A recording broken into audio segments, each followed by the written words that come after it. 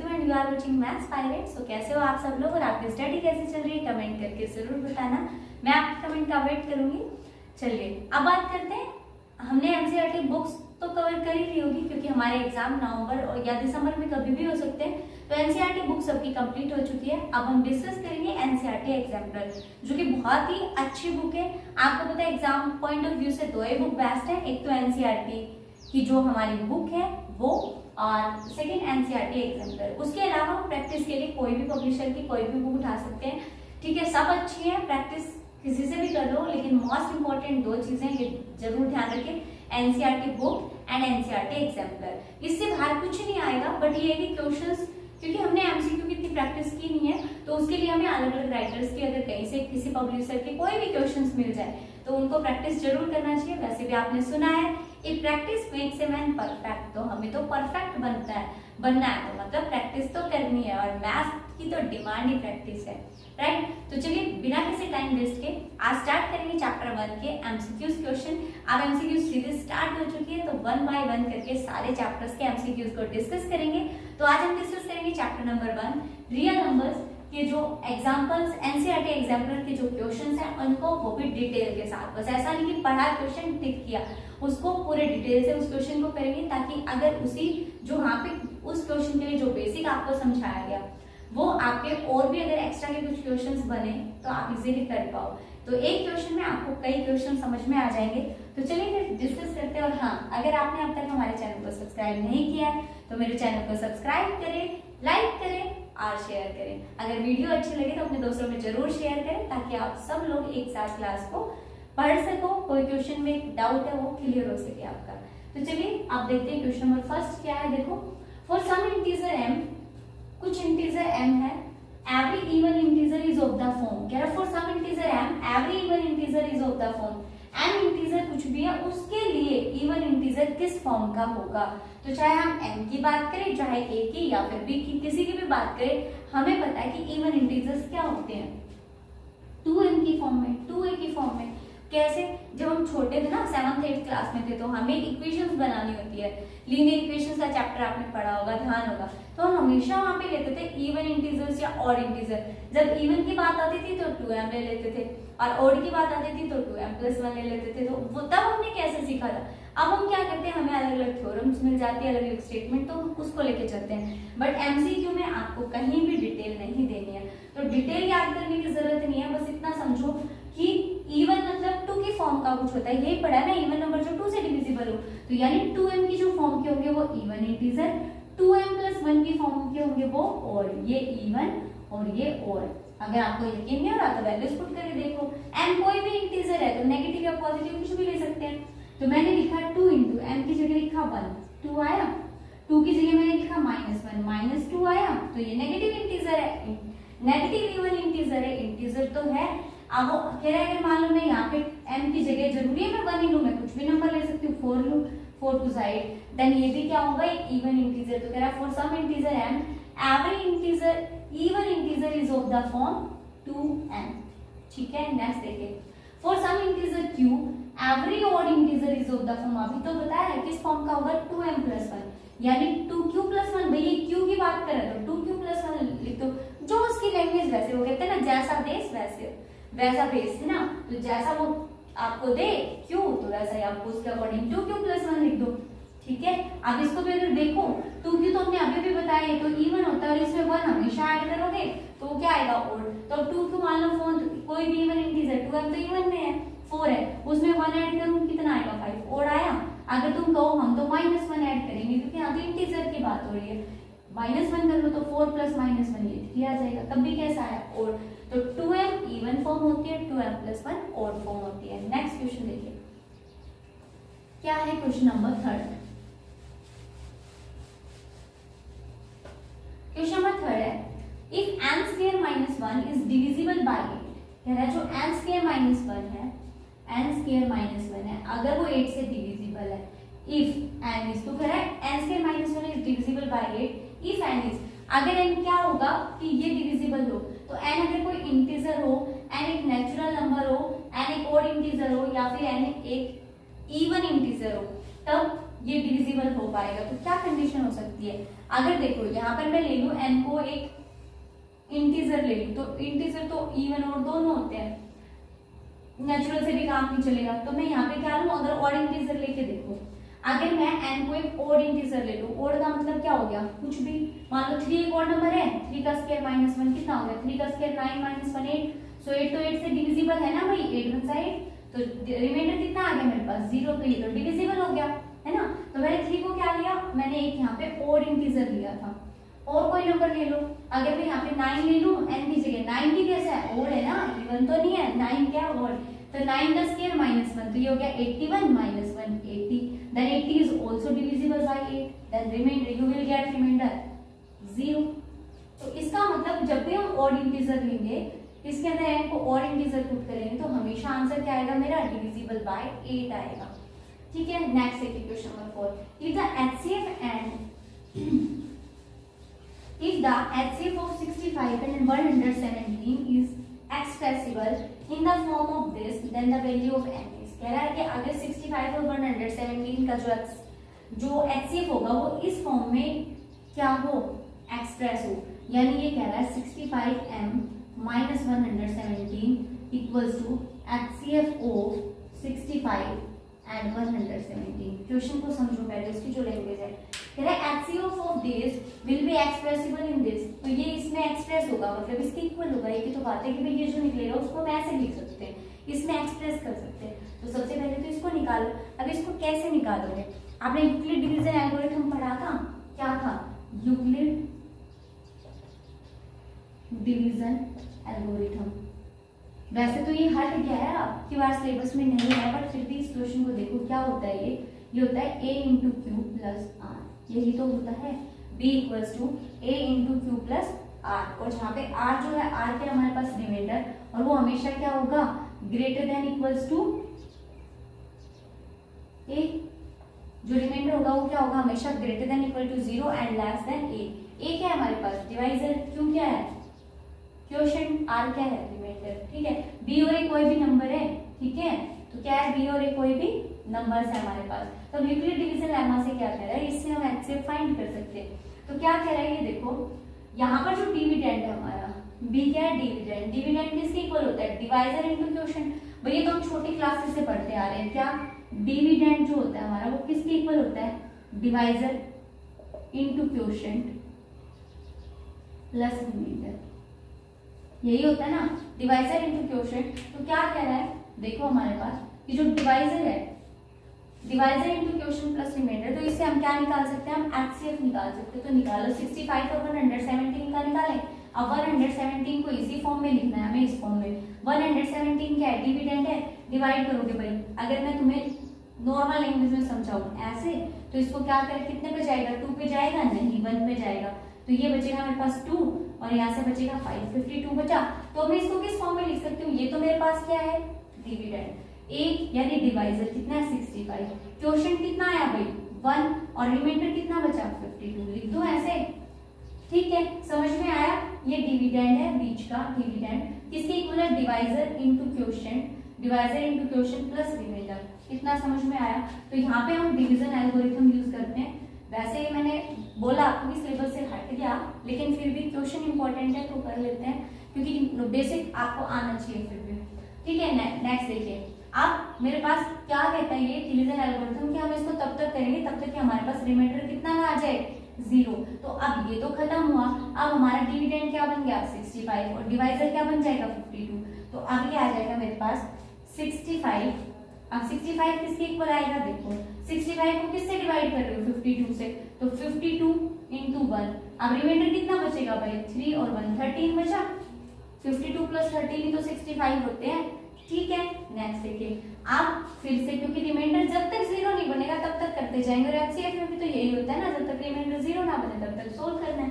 तो अब मैं 52 को कैसे लिख सकती हूँ, 52 को लिख सकती हूँ मैं 13 इंटू 4, 13 4 जा 52 प्लस 0, तो कितना आ जाएगा, प्लस में मेरे पास 0 आ जाएगा।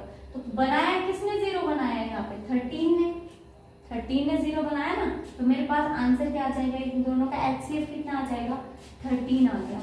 HCF कितना आ गया 13।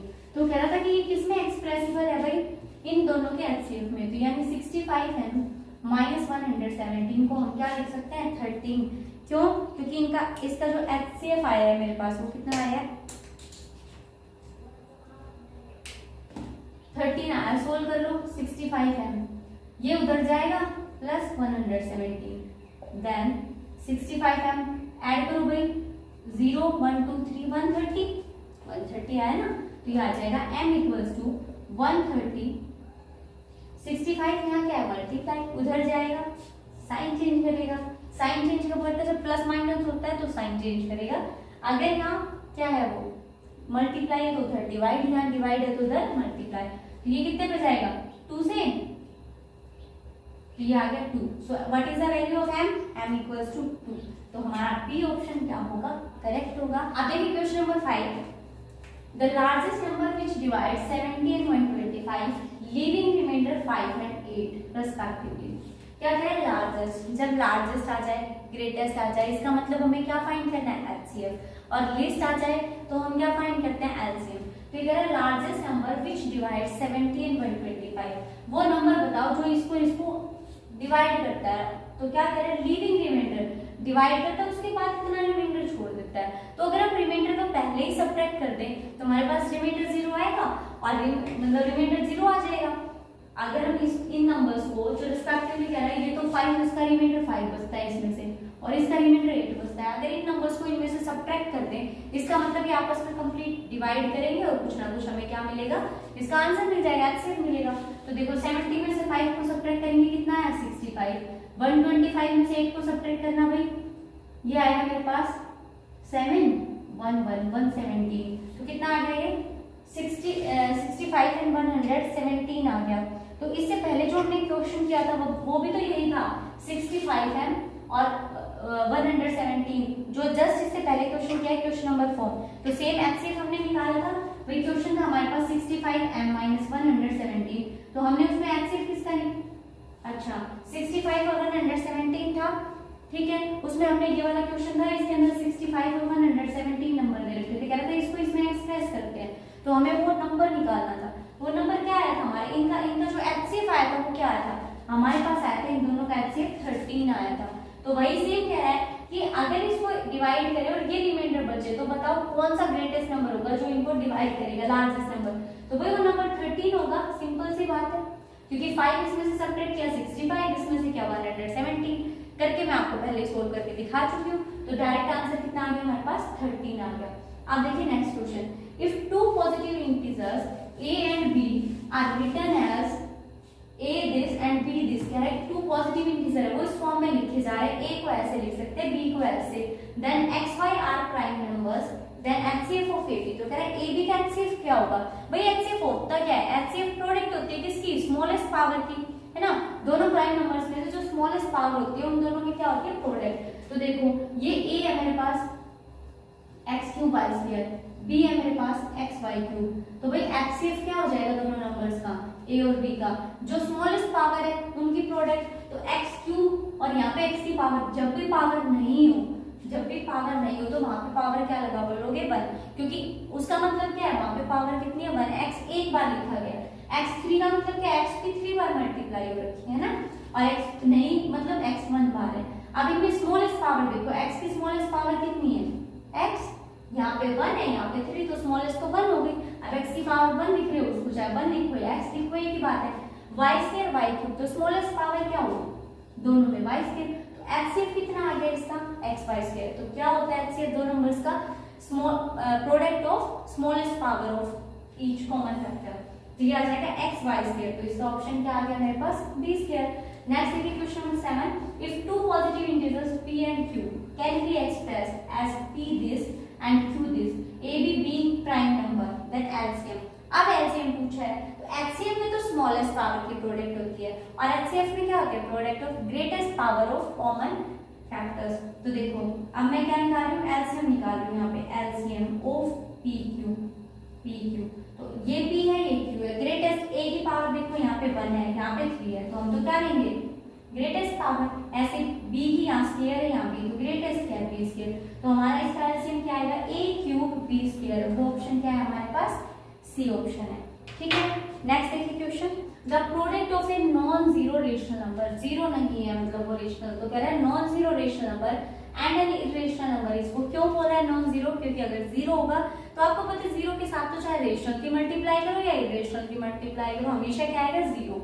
तो वो कह रहा है the product of a non zero rational number and an irrational number is, तो उनकी प्रोडक्ट क्या होगी। अब हम लेते हैं कोई भी इरेशनल ले लिया, इरेशनल क्या √2 है, और एक रेशनल ले लो, रेशनल चाहे 2 लो चाहे 3 लो, कुछ भी लो, तो 3√2 आ जाएगा। 2 लेते तो 2√2 आ जाता। तो ये कैसा है, ये भी एक इरेशनल नंबर है। तो कह रहा है the product of a non zero rational number and an irrational number is always irrational, कि उनकी जो प्रोडक्ट आएगी वो हमेशा कैसे आएगी, इरेशनल। हाँ, अगर ऐसा होता कि दोनों ही नंबर इरेशनल होते तब वहां पे आंसर क्या आ सकता था, मे बी रेशनल और इरेशनल। क्यों, क्योंकि ये भी नंबर √2 है, ये भी नंबर √2 है, दोनों के प्रोडक्ट होगी √2 का स्क्वायर आया और √2 का स्क्वायर कितना आ गया 2, तो 2 तो एक रेशनल नंबर है। तो अगर दोनों ही हमें कैसे दे दी जाए, इरेशनल, उनकी प्रोडक्ट पूछी जाए तो वो मे बी रेशनल और मे बी इरेशनल, लेकिन एक रेशनल है एक इरेशनल है, तो जो प्रोडक्ट आएगी दोनों की वो हमेशा कैसे आएगी, always irrational.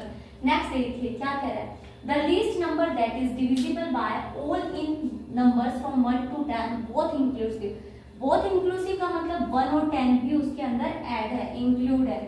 Is this the least number that is divisible by all the numbers, कह रहा वो लीस्ट नंबर बताओ जो 1 to 10 के सारे नंबर से डिविजिबल हो और जिसमें 1 और 10 ऐड भी है, क्योंकि हम 1 to 10 लिख देते तो हमें लगता है 1 से 10 के बीच के नंबर्स, कह देते ना बिटवीन 1 to 10, तो मतलब 1 10 ऐड नहीं है, बट यहाँ पे कह रहा है 1 10 बोथ इंक्लूड है। तो ऐसा बताओ क्या कह रहा है कि वो डिविजिबल हो। तो हमने यहाँ पे एलसीएम फाइंड करना है, और भाई एलसीएम के लिए क्या करते हैं, एलसीएम के लिए हम फैक्टर बनाते हैं, और फैक्टर में क्या कहता है वो कि जो स्मॉलेस्ट जो ग्रेटेस्ट पावर है, सब में जो कॉमन फैक्टर्स जो आए हैं उनकी जो ग्रेटेस्ट पावर है उनकी प्रोडक्ट होता है। तो हम 1 to 10 नंबर्स ले लें, 1 to 10 नंबर्स लो, 1 2 3 4 5 6 7 8 9 10, क्योंकि हमें इन सबके फैक्टर्स चाहिए तभी तो उनकी पावर निकाल पाएंगे। तो 1 तो खुद ही एक फैक्टर है, 2 का क्या होगा 1 into 3, ये हो जाएगा 1 into 3, 4 को क्या लिख सकते हो 1 into 2 into 2, 5 को 1 into 5,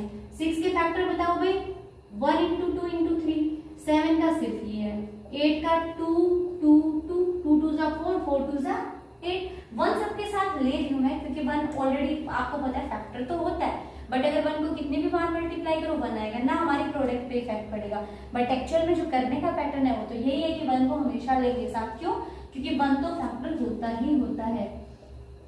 3 into 3 1 into 2 into 5, ये इसके फैक्टर्स आ जाएंगे सबके आगे फैक्टर। अब हमें निकालना क्या है, हमें एलसीएम निकालना है 1 to 10 नंबर्स के बीच का। तो देखो 1 तो 1 ही रहेगा, लो या मत लो, सब में 1 है। अच्छा जी, अब दूसरा नंबर आता है 2, तो 2 की ग्रेटेस्ट पावर कितनी है बताओ, 2 हाईएस्ट कितना है, यहाँ पे 2 की पावर 1 है, यहाँ पे 2 की पावर 1 है, यहाँ पे 2 2 बार है, यहाँ पे 2 3 बार है, तो मैं यहाँ पे 2 की पावर 3 ले लूं, ले लिया। नेक्स्ट देखिए, अब 3 की बात करें, यहाँ 3 1 है, यहाँ 1 है, यहाँ 3 कितनी बार है 2 बार, तो मैं यहाँ लिखती हूँ 3 की पावर 3, 3 की पावर 3। अब कौन सा नंबर है क्या देखते चलो, 5 तो एक बार ही है, तो ये आ जाएगा मल्टीप्लाई बाय 5। नेक्स्ट देखिए, ये हो चुका 7 बचा 7, तो 7 तो एक बार ही है। अब बताओ कोई नंबर छूटा, अगर कोई नंबर छूट गया तो बता दीजिए। तो ये कह रहा है इन सब में देखा 2 हाईएस्ट 3 है, 3 की हाईएस्ट क्या है, फिर 5 बचता है और फिर 7 बचता है, बाकी सारे नंबर्स आ चुके। तो हमारे पास एलसीएम क्या होता है, प्रोडक्ट होता है कॉमन फैक्टर्स की, और पावर कैसे लेते हैं, जो हाईएस्ट, तो हाईएस्ट अपने पावर ली, सबकी मल्टीप्लाई कर लो। कैसे करोगे फिर मल्टीप्लाई, 2 2 जा 4 2 जा 8, 3 3 जा 9, और ये 5 और ये 7 आ गया मल्टीप्लाई करो, 8 9 जा 72 और 5 7 जा 35, दोनों की मल्टीप्लाई कर लो, 5 2 जा 10, 5 7 जा 35 और 1 36, 3 2 जा 6 21 0, तो ये कितना आ गया मेरे पास 5 आएगा भाई, यहाँ पे 3 1 4 और एक यहाँ से कैरी भी तो आई थी, तो कितना आ गया 2 5 2 0, तो ये होगा हमारा आंसर, यानी ये आ जाएगा हमारे पास एलसीएम 1 to 10 नंबर्स का। नेक्स्ट देखिए, the decimal expansion of the rational number this will terminate after, ये कब टर्मिनेट होगा, तो भाई ये तो हमने पढ़ा है ना कि टर्मिनेट कितने डेसिमल नंबर्स आएंगे, हमें ऊपर का तो देखना ही नहीं है, ऊपर क्या है न्यूमरेटर को चेक ही नहीं करना, हमें चेक करना है तो डिनोमिनेटर को, डिनोमिनेटर की फॉर्म क्या होती है, 2 की पावर m इंटू जो 5 है उसकी पावर n, यही तो चेक करते हैं हम कि 2 और m 5 दोनों की पावर क्या बननी चाहिए, सेम बननी चाहिए। तो तब क्या बनेगा, हमें वहां से डेसिमल नंबर्स पता चल जाएंगे। तो ये देखिए क्या है हमारे पास, नीचे डिनोमिनेटर 1250, तो 1250 को कैसे लिख सकते हो आप, देखो 1250 को मैं लिखूं 5 का क्यूब और ये 10 है 5 का क्यूब, या फिर ऐसे लिख सकते हो, देखो 125 को तो 5 का क्यूब लिख रही हूँ, जो 0 बचा उसको 10, अब इसको भी तो 5 2 10 लिखते हैं, ठीक है, तो यानी 5 की पावर 4 इंटू 2 की फॉर्म में लिख सकते हैं। तो अब क्वेश्चन पे आते हैं, पहले तो हमने ये देख लिया कि इसको लिखते कैसे हैं। आप देखिए क्वेश्चन, ये कह रहा है 14587, नीचे है इसके 1250, तो न्यूमरेटर एज इट इज, बात करें डिनोमिनेटर की तो 5 की पावर 4 इंटू 2, ये बताओ कितने बच्चों को समझ में आया, आ गया सबको। इसको क्या लिखेंगे, 5 की पावर 4 इंटू 2, कैसे लिखा मैंने आपको समझा दिया, ये 5 की क्यूब है इंटू 10, 10 को 5 इंटू 2 में ब्रेक कर सकते हैं, तो यहाँ से आएगा 5 की पावर 4 इंटू 2। अब हमें क्या बनाना है, हमें 2 इंटू 5 की फॉर्म बनानी है, बट पावर क्या होनी चाहिए, सेम, यहाँ 4 है यहाँ 1, अगर मैं इसको 2 की पावर क्यूब से मल्टीप्लाई कर दूं तो पावर 4 बन जाएगी, वही एक पहले से थी 3 और आ गई तो टोटल 4 होगी। अगर ये हुआ तो ऊपर भी तो करना पड़ेगा, ऐसे करना पड़ेगा, क्योंकि सेम, तभी तो ऐसे थोड़ी होता है मल्टी से ऐड कर दिया डिवाइड कर दिया।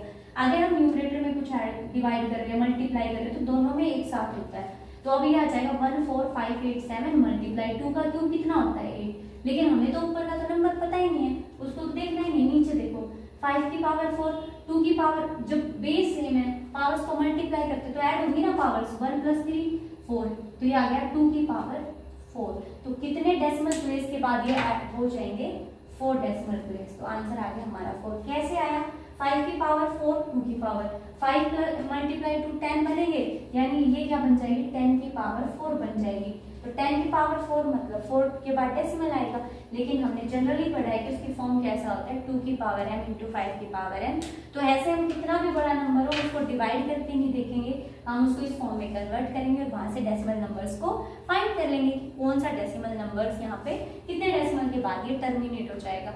ऐसे जब हमें ये फाइंड करना होता है ना कि ये नंबर क्या डेसिमल नंबर ये टर्मिनेटिंग है नॉन टर्मिनेटिंग है, मतलब रेशनल है या इरेशनल, तो हम ऐसे उसको चेक करेंगे, ठीक है। तो ये थे एनसीईआरटी एग्जाम्पलर के चैप्टर नंबर 1 के एमसीक्यू क्वेश्चंस। कैसे लगे आपको, समझ में आए, तो एमसीक्यू सीरीज को कंटिन्यू रखेंगे। बाय, टेक केयर, खूब पढ़ो और अच्छे मार्क्स से स्कोर करो।